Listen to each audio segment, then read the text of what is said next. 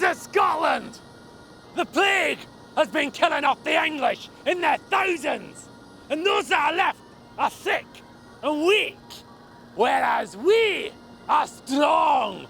For there is no plague in Scotland! Yeah! With our defences down, now is a time for us to invade.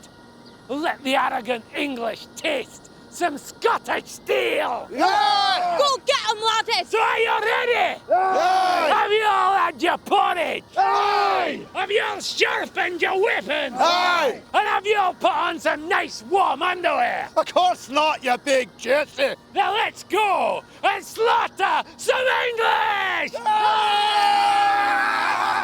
them! Kill them all! Butcher the lot of them! And don't stop till the soil of England is stained red with their blood! Oh! You're back already, MacDonald. You didn't look so well. I think I may have caught a wee dose of that English plague, no? It's possible. I didn't really think this whole invasion thing through, did I? No! Quick, lads! Back over the border! Retreat! Run home to your villages! But won't that bring the plague back? You'll infect the whole of Scotland! Aye. I didn't really think that bit through too well either, did I? No. Freedom!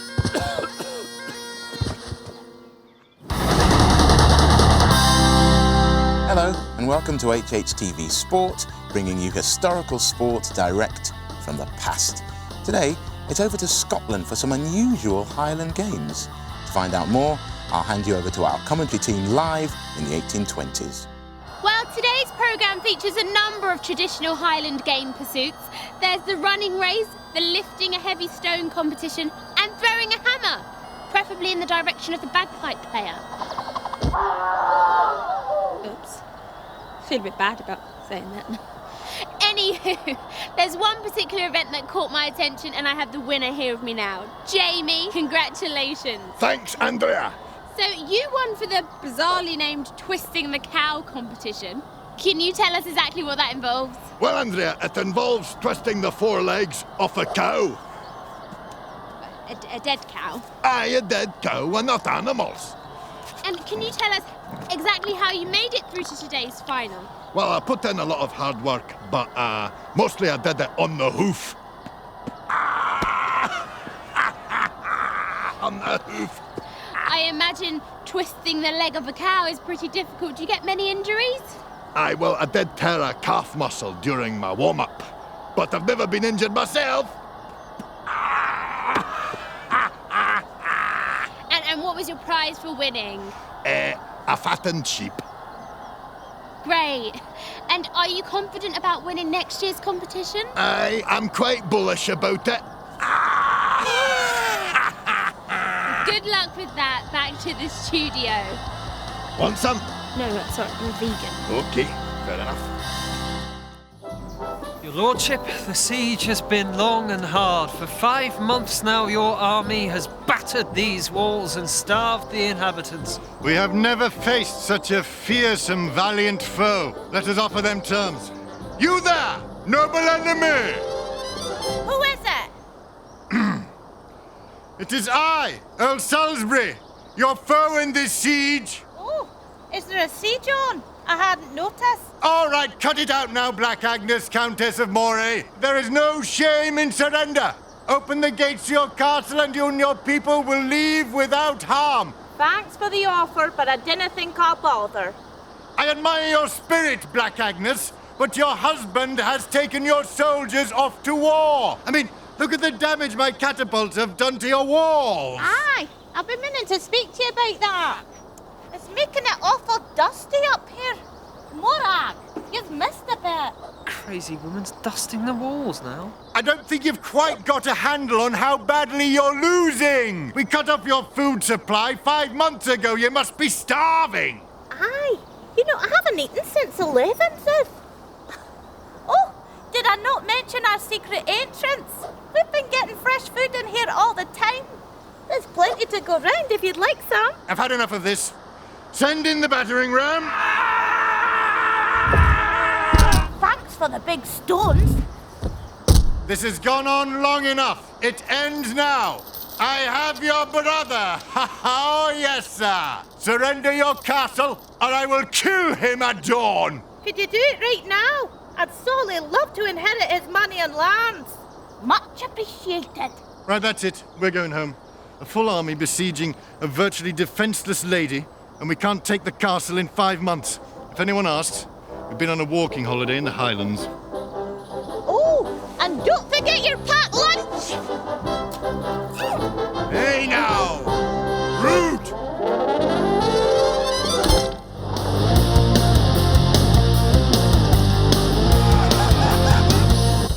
I am William Wallace, my life was a mystery. Some say born 1272, some say 1263. Was Dad Malcolm of Paisley, maybe Alan from Ayr? Did I have a wife or no? Do you really care? They say I had a big red beard, but all you need to know, I was a Scottish rebel, and the English were my foe. William Wallace, Scottish rebel, this is war I cry. Many English fought me, and many English died. I took against the English back when I was fairly wee, cause an Englishman called Selby bullied my whole family. It upset me, so I struck him dead. Well, wouldn't you? Then an English sheriff came along. Guess what? I killed him too. They say he killed my wife, so he deserved what he got. Then England's King Ed came for me. Oh, I'm scared not. William Wallace, Scottish rebel, possibly 6'7". But all that really matters is I sent Englishmen to heaven. 40,000 English came to Stirling Bridge for me. They had to cross a narrow bridge to get to us, you see. We held them off, pushed them back, it was no contest. Bridge collapsed, hundreds drowned, of course I killed the rest. Celebrated Stirling Bridge another Scottish win by decorating my sword with the English general's skin. William Wallace, Scottish rebel, Scottish legend too. Fought for Scottish freedom, was a hero through and through.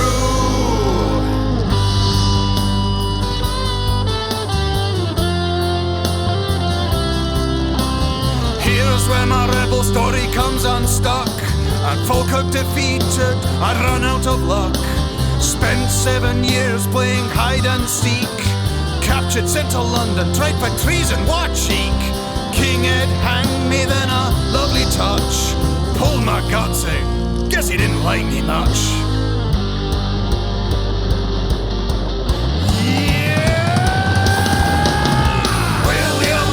Scottish rebel, in Scotland my heart lived. Though sadly my head wound up on a spike on London Bridge.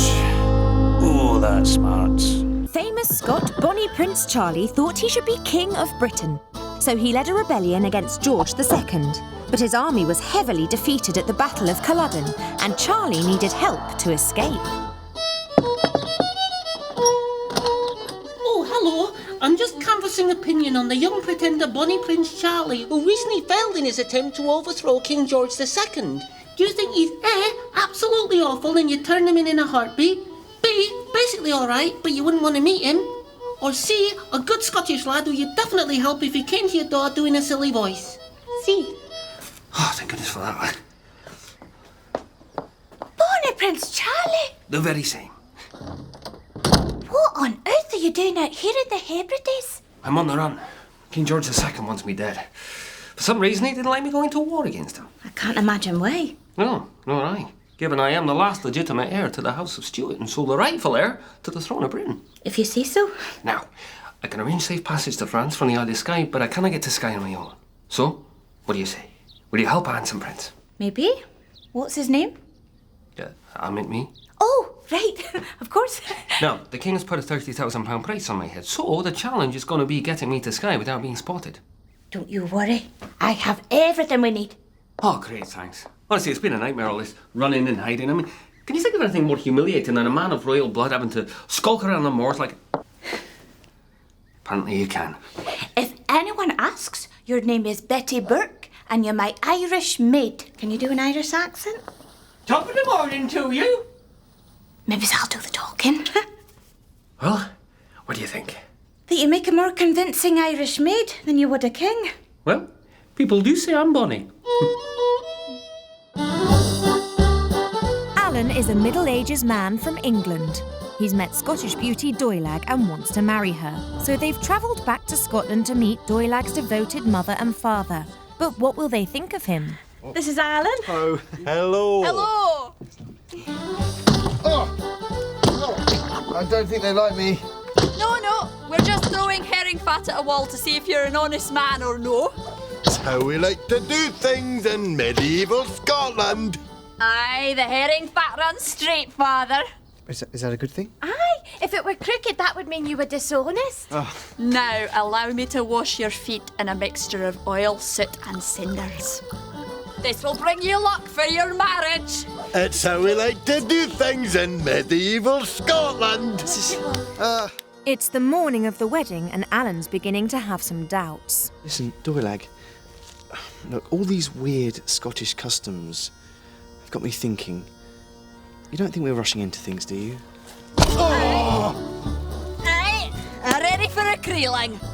Oh, what's a creeling? Oh, it's just a taste to see if you're a man enough to be my husband. All you have to do is carry this basket of stones around the village. Off you go. You'll be all right. Aye, it's how we like to do things in medieval Scotland. Did you go all the way around the village? Yes. Aye, he's still an honest man. He's telling the truth. Let's get to the church. Coming up in the next series of My Big Fat Medieval Scottish Wedding, Doilag and Alan's baby is christened. Aye, it's how we like to do things in medieval Scotland. The plan to unite England and Scotland through the marriage of Edward VI and Mary Queen of Scots didn't work out. But when Elizabeth I died, James VI of Scotland also became James I of England, bringing together the two countries at last. However, he also brought with him his family's rotten luck.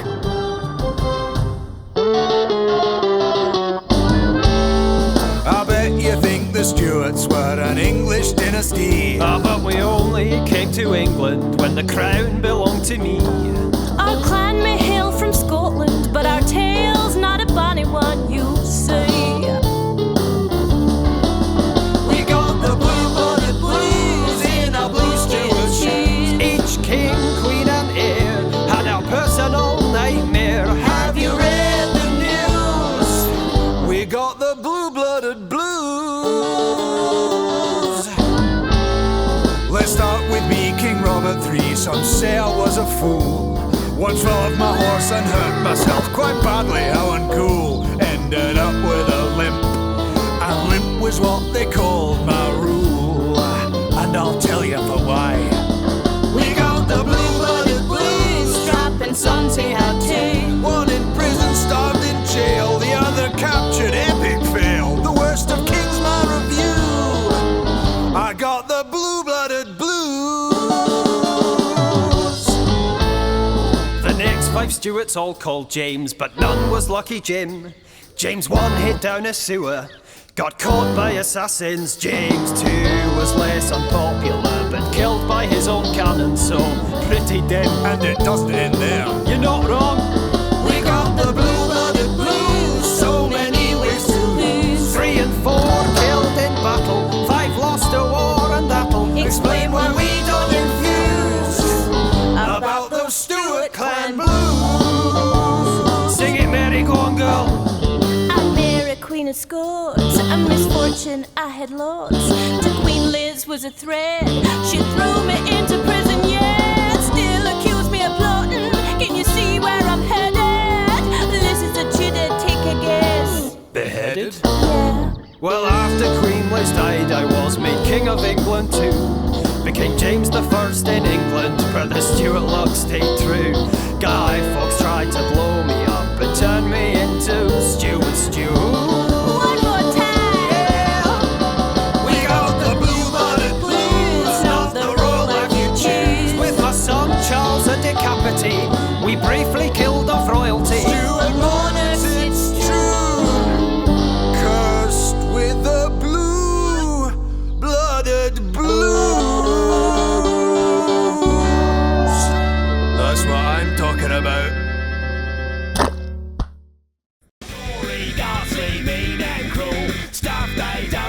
you